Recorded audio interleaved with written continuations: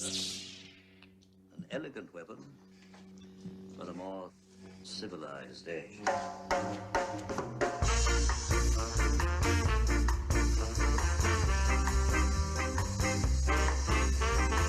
Ladies and gentlemen, welcome to An Elegant Weapon, episode 385. My name is J.M. Clark, J the Jedi Ross Jedi J, and as always, it is so wonderful to have all of you here in the as of yet unnamed brand new podcast studio here in beautiful Hamilton, Ontario. Hope everybody is doing well. Hope everybody is doing fine. Doing all right myself.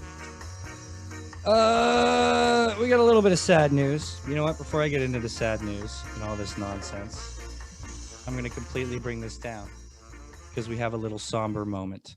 A couple hours ago, I learned that Mr. Jeremy Bulloch passed away. I just want to give my condolences to everybody out there feeling it, his friends, his family, his fans. Jeremy Bulloch, of course, the original man in the suit for Boba Fett. And a strange time for him to pass on with the uproaring success of The Mandalorian and the return of Boba Fett to the Star Wars universe. So I just wanted to mention that we're all sad. A lot of us got to meet him through our various con adventures. Today, I've been seeing nothing but pictures being posted by people at conventions and of times they've gotten to meet him. So it's very, very cool. I'm just going to find our little... I don't know if we're actually live or not. It says that we are, but I don't see it on my page. Isn't that strange? Sorry for the little glitch in that. I'm going to ignore it because we are recording in various ways tonight. Joining me, ladies and gentlemen, it's been a long time since I've spoken with our good friend, Mr. Kevin Miner. How are you, Kevin? I'm great. Great. Thanks for having me on. Of course, it's awesome to have you here, man. It's been a while. You seem to be surviving well and procreating and such throughout this pandemic, yes? Yes. Yeah. My daughter was born just a few weeks before like all the lockdowns started happening and all that stuff. So what? first of all, congratulations. We were still talking, thank you. Well, it was honestly, it was still when we were talking about like, is this going to be a thing? Is this like, like, did you hear about this stuff that's going on? Like, is this going to be real serious? And then a few weeks later, because it was like she was born right in the beginning of February, and by middle of March, it was full blown pandemic time. That's crazy. That's crazy. What a time to be born, man! Like, yeah, it's a story. Well, it was honestly it's a story to tell, right? Like, did you hear about this stuff that's going on? Is this going to be real serious? Oh, sorry. We got a little bit of overplay there. It keeps happening when the Zoom pipes up there. I thought it was you going on with yourself. But anyway, sorry, kids. We always have that little blip at the beginning of the show. Man, this is just like professional like crazy, isn't it? I'll tell you. No, it's like a good omen, like when you break a glass on opening night, like for a restaurant or something, you know. Well, man, I used to have this so smoothed out because, okay, there we go. We're live. We're good. I'm hearing comments. I'm seeing comments. I'm taking comments from an Elegant Weapons page. I've shared this on my personal page. A lot of people often comment there. I won't see it. I am watching here on An Elegant Weapon. And thanks for you kids tuning in and watching. Yeah, I got really used to it. And after years, I got the audio thing down, right? Like if I just do a straight up audio podcast where I'm not going live or anything, you know, I've got that right slicked out. But then the Zoom thing happened because the pandemic happened. And I was like, well, I can't, you know, if everybody else is going live, I got to go live too. Right. And, but I took a little break when it started because everybody jumped into this and Zoom exploded and almost everybody was interviewing everybody all over the place. And I was just like, oh my gosh, this is kind of nuts. And, you know, I had to kind of find my comfort zone and all of that. So I actually took some time off. There was a little bit there. I didn't do any podcasting because I just kind of wanted to see where the currents were going. You know what I mean? And then what I realized was it was kind of getting a little repetitive for me. Even I found in my own interviews that it was just Kickstarter after Kickstarter after Kickstarter. And you can only ask about Kickstarters in so many ways. Do you know what I mean? Yeah. So, you know, decided to take a little break and kind of do some other stuff. And we've had some really exciting conversations. Thanks to Donald Robertson psychotherapist and stoic enthusiast, philosopher, for showing up last week. We had a crazy conversation. All right, Kevin. So we know that you have survived the pandemic here. Kevin and I originally met out in Michigan due to Source Point Press, of course, your past work, No Rest for the Wicked, that you took part in with your brothers, Matthew and Jake. Yes. Oh, yeah. Yeah. They came along for this one, too, for Mega Awesome Notebook. Which is very exciting. So this is something Yeah. that is exactly, I'm glad this came up at this time, because it's exactly the different kind of thing that I'm looking to talk about these days. Because this right here, kids, this is the mega, I don't know if you can see this straight. It might be flipped. I don't know if I'm mirrored right now. That looks good to me. All right, this is the Mega Awesome Notebook. This is Kevin's latest creation. It's an award-winning latest creation, is it not? What did it get awarded? Oh, yes, with? it is. What was the award? So it just most recently won the silver medal in the 2020 International Reader's Favorite Awards. So like for all the books they reviewed for the year, it got second overall for graphic novels in general, not like kids graphic novels or YA graphic novels, period. So that was kind of cool. That's amazing, because it's got international in the title too, right? So it just gives you that extra oomph, man. It's that global worldly. Yeah, you got to throw it in there, give it a little extra. yeah. So would you classify this as a graphic novel? Oh, absolutely, yeah? Absolutely. It's skewed towards like kind of middle grade and all ages. Just by the way that it. It was set up originally, like I pitched it to a few companies to do like a short series to be collected into a graphic novel, like a trade. But it's a complete story front to back. So I have no problem putting it down as a graphic novel. Yeah, I in no way argue that it is, but it's so much more than that at the same time. That's what I love about this thing. It is so unique. It's one of the most original things in such a simple way, though. And, there's so many elements to it that are familiar, yet you're kind of like, why has nobody done something like this with an idea like this yet, So, and you pulled it off crazy. So you've been on a nutty press tour pretty much. You've been doing a lot of interviews and stuff, yeah? Yeah. Been doing some interviews and get some like write-ups in some paper, like local papers and stuff like that. But my publisher's been kind of shopping me out to other places too, and like, oh, make sure you talk to this person. And so it's been cool, and I've just been kind of posting it as I go, and I've still got a few more to do. There's been some great reviews. It's getting reviewed awesomely, mega awesomely. I'm going to make that pun a million times tonight, kids, because awesome is just usually part of my vernacular anyways. Just lean right into it. Don't run away from it. Why fight it, right? Just embrace it. Embrace it. And but see, that's the thing. You're with you're like with a book publisher, and you're kind of going on this. I know it's pandemic, but either way, the review process has seemed more like a book review type process. And it is a book. It's a kid's book. It's a YA book. It's more than that, because it's also in a way a stoner book. As an enthusiast myself, I loved it. I had so much fun reading it, and just like it says in the book itself, it's a total trip, right? Like this whole idea, and then the story itself is a trip, man. It's a very meta approach to storytelling. A lot of fourth wall breaking, a lot of like the core of the book is you're in the place of the kid who's drawing in the notebook. So it's like the drawings are talking to you, and so they're interacting with you. And I feel like that was both like a risk to take, like were people going to get that? And I think it actually comes off very well. But like when I was making it, and in the early stages, I definitely had some worries. Like, are people going to get this? Is this a little too weird or a little too out there? And some of the early reactions I got were just like, this is so cool. Like when I went to publishers, but they would say kind of what you said, and they'd say, "Well, I don't know, what is it?" Right. I didn't really have a good answer for them. Well, part of that is in the production of the book itself, which we'll get into that. I think that lends to some of the confusion about what this thing is.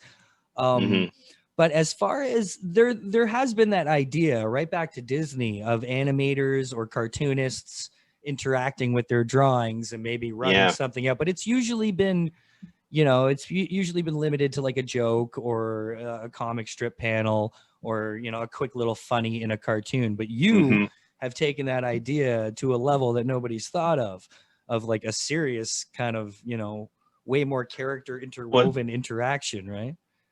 Yeah, it's definitely a few steps further. But I've had some people say like it reminds them of like Duck Amuck, like from Daffy Duck, like the from Warner Brothers. Like there's one where he's like drawn in. Yeah, like in the animator like draws them into like a flower and stuff like that and messes with them. Yeah. And there's definitely some parallels there because of the relationship between Dud, who's the main character in the story, and I like to say like the other main character is the creator, the boy, the person with the pencil. He's more like of the story kind of, or surrounding the story. And they have like an id-ego relationship, so they kind of butt heads a lot, and it creates some conflict and some fun moments in the book. And so when I got compared to that, I think one of the editors I talked to at Scholastic when it was very early on compared it to that, and I was like, "Thank you. That's actually I love that cartoon. Great."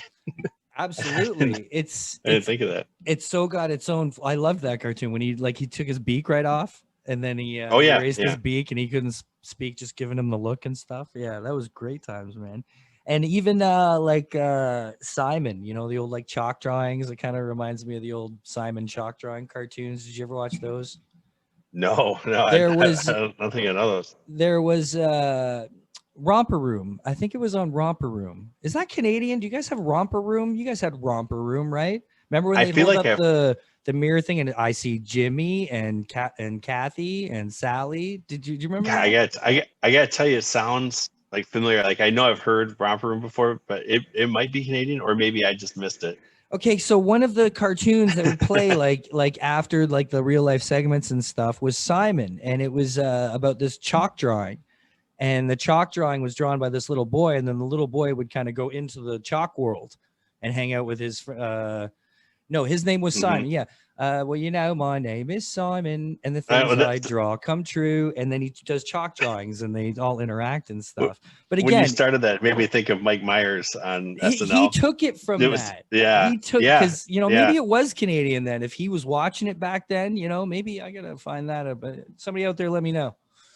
Are you still watching, Crystal or Joey? You guys are locals. Was Romper Room local? I don't know. But either way, it's still like a lighthearted idea. But there's some moments in this book where you're like, like things are getting a little like over that edge. Do you know what I mean? Which is exciting because you don't treat it like kiddie. It is way more like, YA or even, young adult type stuff, which is cool.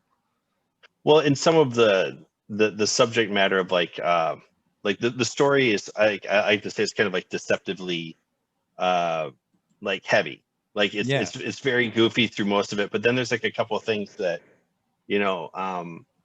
I didn't even honestly like when I started writing it. I was just having fun with it at first, but then I kind of came down to the core of like, why would somebody draw in their notebook?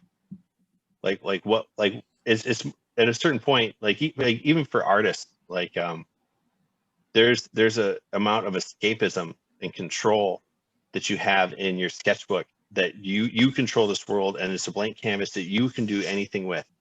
And there are so many times when like I always felt like I did my best work as a writer, or like when I was doing digital colors or even drawing, like when I was upset, because I would just like really zero in and I could channel all that. And so like I kind of thought about, well, as I started going through like writing Mega Awesome Notebook, like why would this kid be in his notebook so much? Well, he's probably got some things going on, and like what would and so then like I kind of started putting it all together, and it really came together nicely, because that wasn't where I was intending to go, but as the characters got more fleshed out, it like I kind of pivoted and it made like the whole story came together.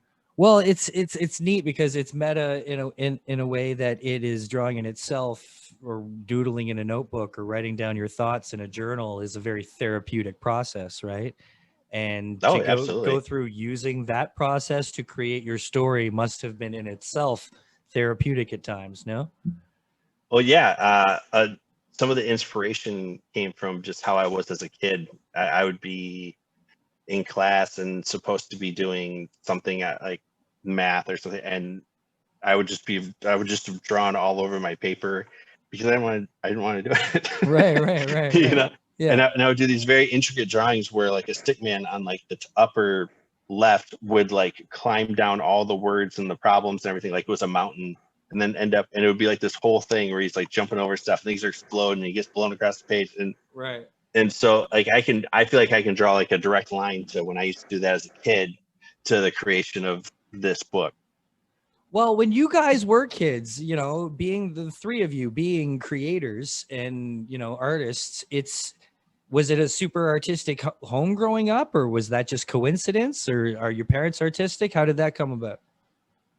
I mean, I don't think my parents are artistic in the same way that you would think of it. I mean, my mom is an English teacher and she reads like crazy, and I think she really encouraged us to be creative. Right. I remember as a kid, she would bring home those like reams of printer paper with the pull off tabs on the side. Yeah. And she'd just pull them out, and we'd take like these big tubs of crayons, and we'd just go nuts. And like she'd use that to keep us entertained.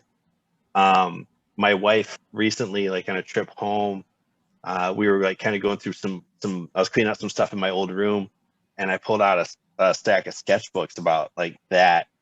Oh. And she was looking through them, and like like I was actually like, please don't. Right. This is kind of embarrassing. But like she just kind of said like, this is adorable, first of all. Because I mean they're like going back to like when I was like a kindergartner, like I had tons of them. Oh, you gotta be thankful. As embarrassing as that is, you gotta be thankful they're there, right?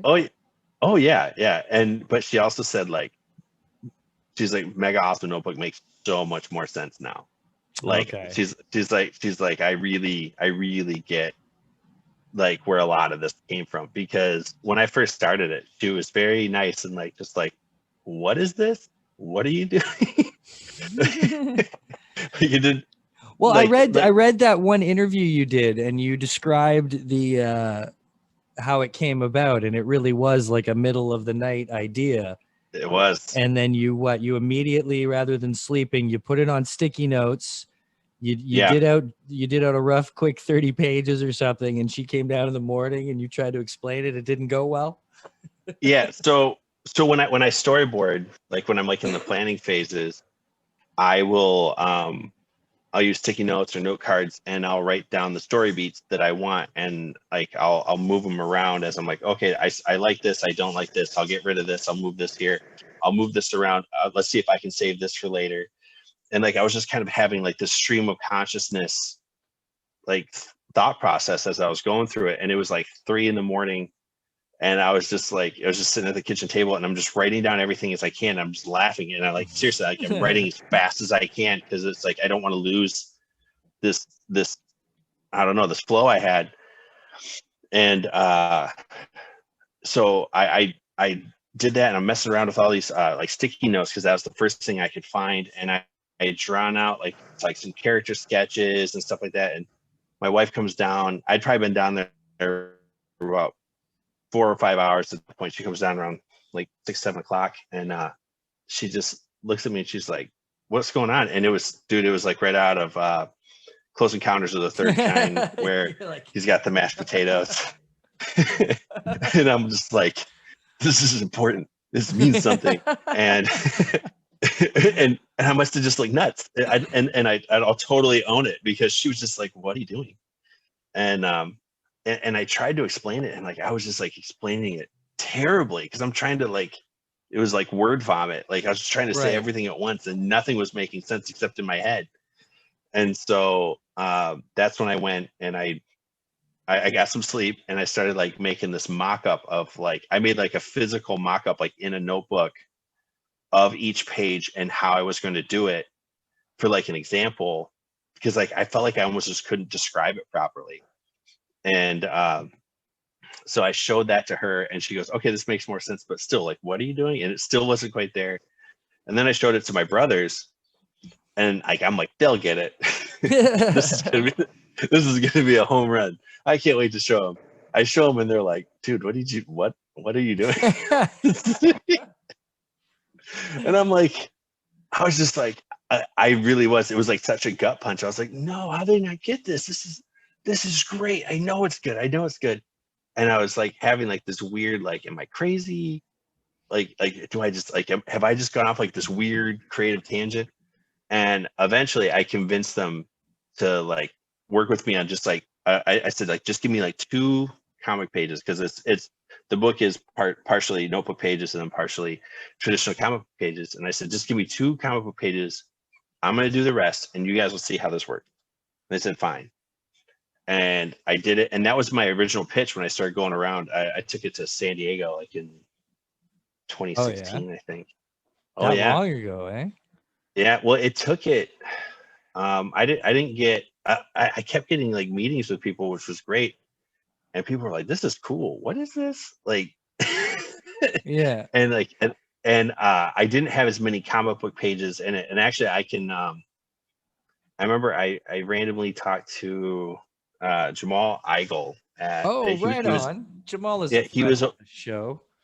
he was over. I didn't I didn't know him. I thought I was just talking to somebody over at, I think it was Action Lab he was at. Yeah. And yeah. he didn't say who he was till like the end, I think. I didn't Right. I think I just asked to talk to like an editor or something. He's like, yeah, I'll talk to you. Whatever.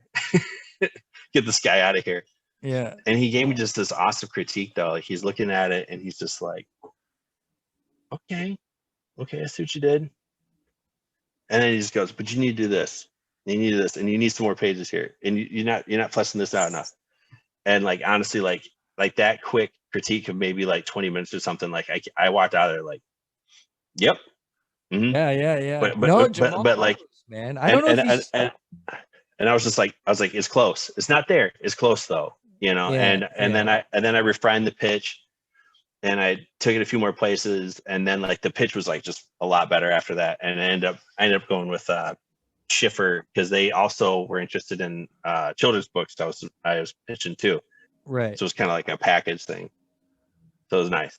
That's awesome. How it eventually worked out. Yeah. No, Jamal knows what he's talking about. I don't know if he still is. Oh, yeah. He was like art director or creative something director for Action Lab for a while there. I don't know if he's still holding that. I don't think he is anymore. But yeah, he was doing that for a bit. I think I saw Jamal last at like New York Comic-Con or something. But yeah, I could see him having a word or two that could just kind of throw that polish on there. Now, you described how part of it is like comic pages and part of it is notebook. This is what I want to talk about as far as the production of this book. So It's trippy because it's a well-made book, but as you can see, kids, it's my ring light's going to be weird there, but maybe I get it on an angle there. You can see here that the book itself, I'll show you the title page here. As you can see, looks like a notebook. I don't know if you can see the lines there, but when you can just see them right at the end. Just see them there. Yeah, just at the end, you got like it came into focus. Now it starts out with what you call the good art, as provided by your brothers. Yes. Yes. Yes. Yeah. Jake did the pencils, Matt did the inks, and I did the digital colors, and then Matt did the letters. So now that is when we're going through the perspective of just, the narration of the story. But when we're going through the creator's perspective of the story, it's been done in penciled notebook, lined papered notebook, if you can see that there. Now, the trippiest thing about this book to me is that every time I open it, I assume I'm going to have pencil on my hand. And it's a literal physical weird reaction because it's so well done. Like, I don't know what is it? Like, you obviously use the real notebook, right? Yeah, I used real notebook paper, and you just scan the pages and straight up, that's it, eh? Like, there's no trickery to this. No, I honestly, I was racking my brain at the beginning thinking about how I was going to achieve the look. And eventually I just said, screw it. I'm going to draw right in a notebook. So I got like a few different notebooks and like tested out some different papers and stuff that I like. And I said, I'm going to drop one page on the next, one page on the next. And like, so you can even see some like press indentations and stuff in there. And I meant for it to be like that. Yeah. Because I wanted it to feel as authentic as possible. To the point where like, that was one of the things my brother Jake was like, no, you can't do that. Jake is like a trained professional, very polished artist. Right. And I told him what I wanted to do. And he was like, no, you can't do that. No. And like, I was like, nope, I'm doing it. I don't care. It's It's gonna be sweet. amazing. It makes you want to draw. When you're looking at it, it makes you want to doodle. It makes you want a blunted pencil because like you like okay, as far as the pencil work. I use Ticonderoga pencils on it. I mean, like I didn't use art pencils. Like it's amazing the way it translated like this. It's just unbelievable how original something so simple looks, and then it makes your mind bend because you're used to a process in a book, and at least as a comic fan, you know, you're used to this pencils and inks and digitals and then colors and then, you know, fix it all up. You literally drew with a pencil on lined paper and scanned it. It's unbelievable how well it turned out too. Like one thing that threw me off is if you go to part 2, where he's interacting with Tom Sawyer, and the whiteout comes into play. The first time at my artist proof or my writer's proof, like the first copy, cool, they send like a bottle. But I actually had to go with my finger. You can't see the texture on there, but the texture came through so good on the whiteout. Now that I did in Photoshop. Right. But like came through so good that I was like touching it with my finger, like, is that real? And like, and I'm the one who did it. What a cool little trick too. And Threw you me had to off, go but all through it it. came And out so cool. do each of these little bits here with the thing, eh? That's amazing. How many pencils do you know how many pencils it took to draw it? Can you guess? I don't know. I had like a rotating group of pencils for different things that I wanted to do. Right, So right. I had like a couple of boxes like Ticonderoga pencils that I was using, and I would start with a sharp one and do any fine detail lines that I needed to do. And as that got more dull, I would rotate out, and I had like kind of like 3 levels of bluntness. Like, so it'd be like sharp, then like medium, and then if one was getting really dull, because I'd use it a lot, I saw like if I had to, like, depending on what I wanted to do, I would use a different one of those pencils. Right, because for as simple as you've kept it, there's some really beautifully intricate moments in here. Like here, I don't know if you kids can see. Where'd the sarcophagus go? Where is it? Oh yeah, so it's right in here. I don't know if can they see that at all? yeah, you can see some. That's Poe's. That's Edgar Allan Poe's torture dungeon. It's amazing, but yeah, when you look back at it, the detail is beautiful. Like, you got so fine and light. Like, how did you achieve that even? Well, some of those I achieved with Photoshop. Some of those I actually had Matt or Jake step in and draw, and then send me scans, and I would like I didn't draw the torture table. Matt did. Okay. And there's like another one, MC. There's like an MC Escher page that 2-page spread that Matt drew, and then I drew Dud in other places. The Edgar Allan Poe is amazing.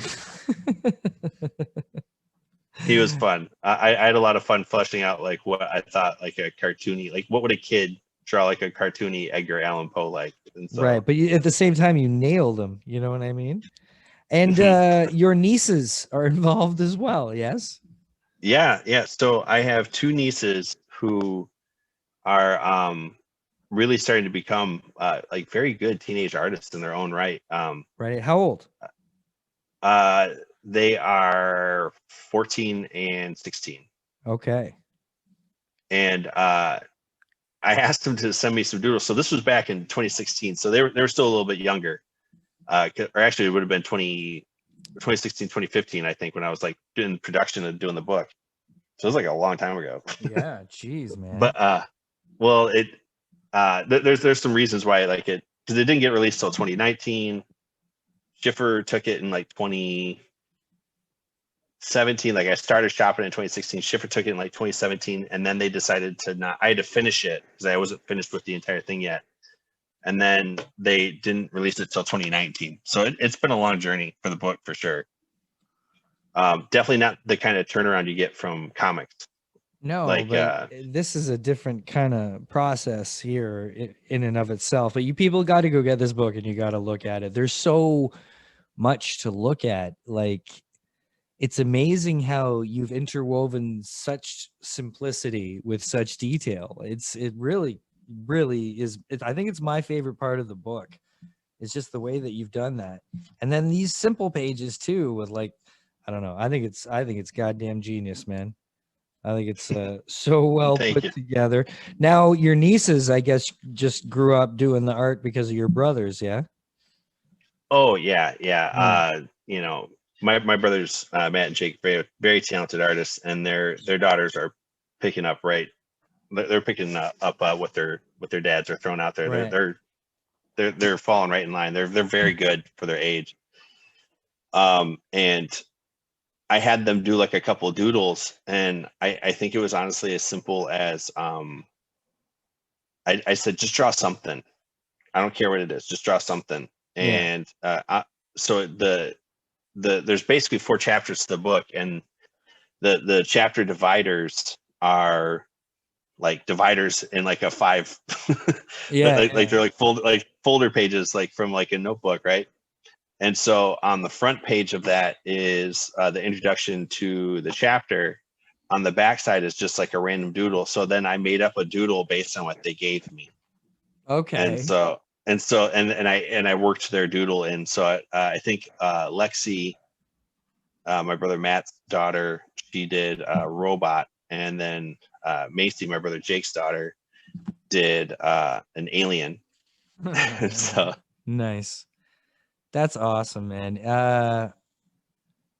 Yeah, it's cool to have art rats in the family because it's like it encourages yourself too. You know what I mean? Because I've got a 10-year-old, and he's at quite an advanced point himself. And you know, I know he's got just. I come from an artistic family, and a lot of us can draw and stuff. So I wasn't surprised that he picked it up. How far he's ran with it just blows my mind. well still look at how much like inspiration there is just around your Right. studio. Well, right there, that's man. the thing. This kid has grown up at Comic-Cons since the day of his Yeah. birth. He's been going to Comic-Cons since the first year of his life. And for the past few years, you know, and the cool thing is we have this, you know, well, as with most places, but in Toronto, there's a very tight comic community, of course, and all the artists, everybody knows each other. And you know, how many kids get to grow up just running around Comic-Cons, sitting there watching guys draw, you know, at their tables for, you know, Yeah. hours upon end, and just mimicking and copying and soaking it in. So he's been doing that for years, and I've always spoiled him with the best stuff I can get. You know what I mean? Like, Well, you you gotta have like keep a good, you have like a good line to cool, unique stuff too, on top of just like liking like nerd stuff. Like you have like a line because of what you do to like really cool, like exclusive or neat or different stuff on top of it being like nerd centric. So you know what I mean? So I think it gives it like an extra kind of level of uniqueness. Yeah, no, it's cool. Like, well, you know, he's never liked Star Wars ever. He's just never got into it, which, you know, Mhm. broke my heart a little. But you know, he's still got his nerd cred because he's passionate about a great many things. But anime is what's taken over his life, and it's all that's the all that thing, man. all he draws now is anime. I try to encourage him to try to learn to do other styles and techniques and this and that, which he does occasionally, but it's kind of got to come to him himself. But man, the anime is relentless, like just insane. Here, I'll be right back. It'll take 2 seconds. You can even watch me do it, kids. I'm gonna pull something off the wall here. Oh. I actually got him to draw something that wasn't anime, and I was so goddamn happy with it, and it turned out so well that I actually framed it. Oh, that is great. So this is a Venom that he did recently. And this is the tan tone That is fantastic. Yeah. sketchbook. Thanks. Yeah, he got, I had to make a special trip to Michael's, the craft store out here, because Oh yeah. he got these really nice pencil crayons, but he wouldn't draw on anything. It had to be the tan, right? Because that's what Mike Ruth draws on, right? And that's what all the pros draw on and stuff. So it had to be the tan. So I got to make a special let's be run honest. to get When you put it on that tone paper and you do like a nice line of white around it, and so, like, I mean, and you do the white highlights, it really does pop. Like, he's got a point. Yeah, he did. Yeah, and he nailed it with the pencil crayons and stuff in there. And I was like, man, that turned out nice, man. So yeah, it's a cool gig and it's a cool thing. And then, when creativity gets nurtured and stuff, you end up with things like the mega awesome notebook, man. I remember when you started like talking about it and it started coming out, and I was just like, what is it? Like, I don't get it, because it's so realistic looking. I think is the key thing that's throwing people off, is that the cover and everything is like, is this a notebook for you to draw in, or is this a story? These are the first questions you ask. I want to say that you might have gotten a very, very early look at it, because I want to say Astronomicon was like the first time I had it, and I didn't exhibit it at Astronomicon, but I like came and visited the Source Point crew. Yeah. As they were there, and I had it with me. And I was actually, it almost ended up at Source Point, which I would have been still very happy with. And especially like Travis was like, if we'd have done it, we'd have made it an actual spiral bound book. And I'm like, oh, that would have been sweet.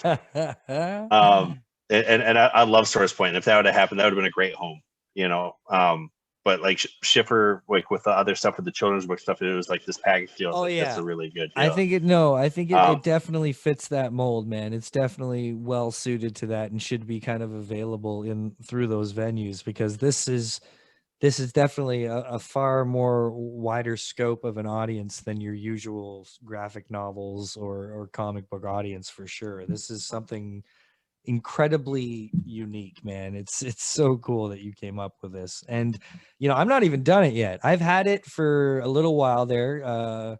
Your publisher was very, very kind to send me a copy to enjoy, and there's just so much to soak in that I find myself sometimes I'll waste 10 minutes just staring at one of the doodle pages. And the problem with this book has also been that it makes me want to draw.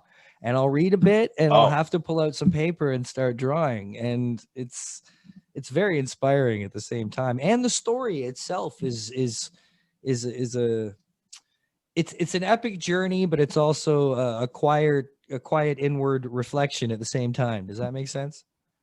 Well, yeah. I think it's relatable and accessible, because I think you'd be hard pressed to find somebody who never doodled in their notebook a little bit when they weren't supposed to be, right? Just that idea that you can kind of lose yourself in it, and you just kind of go off on this stream of consciousness, drawing, bender. Even if you don't consider yourself like an artist, like, you're just doodling and you're just kind of in the moment. And it's a nice feeling. And I think that this book kind of has twinges of that, where like it makes you feel like that as you're reading it. Absolutely, it does. It's such good. There's so much fun stuff to look at in here. It's absolutely nuts. I don't know if there's anything that's been this fun to just even look at, never mind how awesome the story is within it as well. So everybody's got to get it out there. Even when you guys did No Rest for the Wicked, it was something different. You guys have this, there's definitely this unique minor outlook on the world, eh? Well, I think we love traditional hero stories, like the monomyth, like the is like the archetype for like New Hope and things like that. And I love stuff like that, the Joseph Campbell kind of those story arcs. I do, but I also enjoy things that just look a little bit different, feel a little bit different. And so like when we were doing No Rest for the Wicked, we're just kind of like playing around with some different things, and we were just kind of talking about Jake has these awesome pencils, and we're like, let's not even fight his pencils. Like, let's just use his pencils, and let's just make this look like it's like a graphic novel version of like a dime novel that you found in your grandpa's attic. Right. And Yeah. I, Yeah. and that's Totally. and we were like that was the aesthetic we were going for. Like, we wanted it to feel like you found it. And That's it was just awesome. like, My great grandfather left me a bunch of old oh Western yeah, dime books, and they inspired me. In grade 6, we had this teacher, and Mrs. Kittmer, and she had this amazing thing that she did where you had a whole year-long project, and it was to write a novel. So you did all your usual schooling and you did all your usual stuff, but one day a week for the entire year was spent working on this book. And you had to write a novel and do it properly. You had to write a first draft, a second draft, a third draft, then a final draft. You had to bind it, you had to laminate it, you had to do a cover page, you had to do little wow. illustrations, the whole thing. And it was a year-long project, right? And it was brilliant, and got so deep into it. And I did The Adventures of Billy the Kid, because I was Nice. inspired by all these dime novels and stuff, and these Mhm. old magazine size, almost like comic books, right? With all, like you're Yeah. saying, those like pencil style drawings. So that's what I did. I did a few of these. I inked them though, because I liked I was huge ink crazy at that time in my life, because this was like grade 6, right? So I was like young. But it left an indelible impression on me that she did this, and I still have it somewhere on a shelf somewhere. That's awesome. Yeah, and I dedicated it to my grandpa at the time, because he had left me all the books and everything, and it was such a cool idea. I'm so thankful that she did that and took the time to give us, because how many kids? That's another thing. It makes me question education, because I got all the time to work on this one project that I got passionate about. Now my son missed an entire semester of school due to the pandemic, right? So he was home, and he did his schooling, he did his online work, but my kid's pretty on top of things, so he got it done very promptly, and then would draw.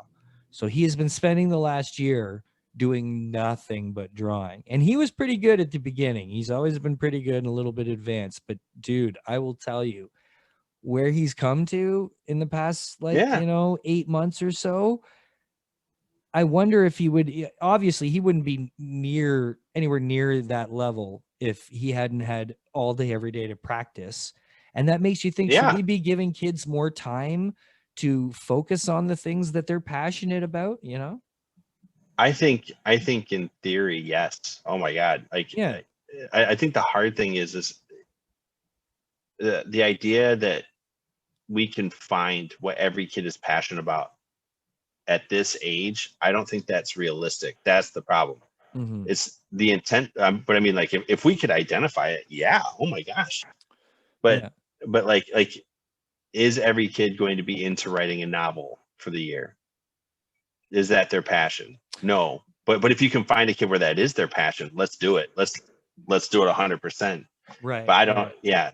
I think her big thing in that was just like teaching how to kind of do a project, with deadlines and with structure, and with discipline and all that kind of stuff, right? But I think definitely when you see a kid who clearly has a passion for something, and they do it with sports all the time, right? They take these kids for prodigies, and they're like, if you're good at sports as a kid, they'll you get lots of input for that. Not so much like the young kids as artists. A lot of them have to, when you're a young kid and you're into art, and I remember myself drawing for years, you're pretty much on your own as far as trying to advance or learn anything, right? I was about to say the artist's road is a solitary one in a lot of ways. And is this the young budding artist right here? This is the young budding artist right here. This is Declan. That's Kevin Miner. Say hello. How's it going, man? There you go. I was looking at some of your artwork, man. That's impressive. He's saying he's looking at some of your artwork. It's impressive. Yeah. You say thank you. Thank you. But yeah, we're just talking. I saw the top of a thumbs up. That counts. Yeah. So, and also he's got this glorious COVID. Yeah, he's got quite the mane going on. Yeah. But it's yeah, man. If we could give him a little bit of time for whatever more, Are you thankful you've gotten like the last 8 months to do nothing but draw? Yeah. Yeah, and it's amazing, like just how much. Like I drew a lot as a kid, but maybe in the night or the evening for a couple hours or whatever. This kid will wake up, draw all day, and go to bed. It's kind of insane. Yeah, I was already showing off your thing there, but enough, because I'm turning into a doting father who's just doing nothing but bragging about his kid. We're supposed to be bragging about his nieces right now. So this is Kevin's book. Remember I showed you this? Oh, brag away. Remember? I showed you this. Did you not see this yet? No. This is super cool. Kevin made this. It's a graphic novel. But yeah, isn't that neat? So he did it like with pencil and actual line paper, and then he just scanned it and made a book. So his brothers, who are also artists, did the real pages of these guys, of the creator here. So it's he's doing the drawing in the notebook, and then the character in the notebook kind of comes to real life, is like communicating with him and stuff. Also, the cover glows in the dark. Does it really? Yeah, it does. I didn't know that. What? So in the book, it looks exactly like when he's carrying it around, you see it looks just like the cover. So can't tell because my editor at Schiffer surprised me with that, saying that they made the word notebook glow, and the spine glows too. Oh, okay. Oh, I Yeah. see. That's amazing. That's super fun, man. And she was just like, well, it's radioactive, isn't it? Because in the book it becomes radioactive. And I'm like, that is some really good logic. Yes, it is. I don't even know if we actually mentioned that. As we I don't think we did. down I here, think we why skipped don't you it. tell the people what the actual plot of the book is? I like this. We're gonna Tarantino. We're gonna come around back at the end. Totally, it's all over the place, man. So it wasn't so yeah, for this live shit. So okay, thanks. But in the core premise of the book, or what starts the book off, is the kid. He's late for school, and he is in a rush, and he wants to cook some pizza for breakfast before he goes to school. And he puts his pizza on a styrofoam plate, and he puts his plate on his notebook by accident. And so when he microwaves his pizza, the styrofoam lets off fumes, and the sparks from the ring of the notebook create a cloud of awesomeness. And he breathes, and that cloud of awesomeness causes his notebook to become radioactive, and then the drawings inside of his notebook then come to life after that. And as we've alluded to several times, he draws in his notebook, and what he finds is that sometimes he uses his notebook as a catharsis to kind of deal with his problems, but he leaves them in his notebook. What he finds is that his problems come to life, so now he has to deal with his problem. Right. Can't hide from him anymore. And that's where it gets deep. Yeah. But see, like, but that is what happens. But I mean, like, it's much goofier than that. You know what I mean? It is, but don't just say goofy though, because even though parts of it are goofy, parts of it are just darn cool. There's parts that are funny, there's parts that are fun, there's parts that are kind of deeper, but then there's parts that are like adventurous, and there's parts that are just epic, and there's parts that are just insane and almost make no goddamn sense. It's true. But it all comes together in this beautiful, epic journey and stuff. Like the Doodle Graveyard, fantastic. Like it's just gold. You know what I mean? Where can people get this goddamn thing? Well, you can get it from Schiffer Publishing directly. You can get it from Amazon. You can get it from Barnes and Noble. I believe somebody told me they tried to get it at Walmart and Target, which you used to be able to. But you can't now. So I guess they're sold out, or maybe they stopped selling. I don't know. But you can definitely get it from Barnes and Noble. You can definitely get it from Amazon. You can order it through any local comic shop, which is always an awesome thing to do. A number of them around the Mid-Michigan area, or the Metro Detroit area, they've got them, because I said if they get them, I'd go in and sign them, which I did. So you can go score yourself a signed copy somewhere. Hey, if you can get these through anywhere local, whether it's a local bookstore or a local comic shop, right? Oh, yeah, now is the absolutely. time to do so. Of course, if it's easiest and your only outlet is to get it through an Amazon type platform, please do. But if you can support local, I know Kevin and his involvement in the Michigan family over the years, he would definitely concur that if you can do it local, do it. But you can't, just make sure that you do somehow, even if it's through the Amazon, because this mega awesome notebook is mega awesome, and it's brilliant stuff. So Kevin, thank you so much for coming on and spending an hour talking about this book, because that alleviates me having any guilt over having received a free copy of this book from your publisher for review, because it's fun. I'm not a reviewer as far as like writing reviews, but if you do enjoy reading reviews, you yourself on Twitter and Facebook have posted some really awesome reviews. People are really enjoying this book, and they've done some really cool interviews with you as well, where you go a little deeper into the story. But yeah, man, congratulations on all the success with this. It's great to see you again too, man. I'm glad I'm glad for the procreation and the extension of the family. Yep. It's been a time where I think I would have been locked down anyways during the pandemic with having 2 kids under 3 years old. Yeah, well, at least they're young enough also that, this, if we get over this soon enough, it won't super stick in their memory, but it will be an awesome story. That's why, it's hard. Like, I got a 10-year-old, like, and he's, how's this gonna stick to it? I remember when I was 10, it was 1987, man. You can imagine what I was into at the time, wasn't having to worry about this crap and stuff. So, again, kids, get out there, get the mega awesome notebook by Mr. Kevin Miner and family. Kids, guess what? That, if I can get things rolling here. One of these days, I'm going to work out these bugs, kids. I'm telling you. But either way, that's all we're going to have this week on An Elegant Weapon. So take it easy. But a more civilized age. Again, that is the Slackers that you hear. Ska Boheme off the Boss Harmony session. Available on Spotify, Amazon, a whole bunch of places. Pick that up. Thanks so much, kid. This is probably the last show of the year. So Kevin, Merry Christmas, Happy New Year, everybody be kind. There's the Padawan waving goodbye. Well, I'll talk to you real soon. One love.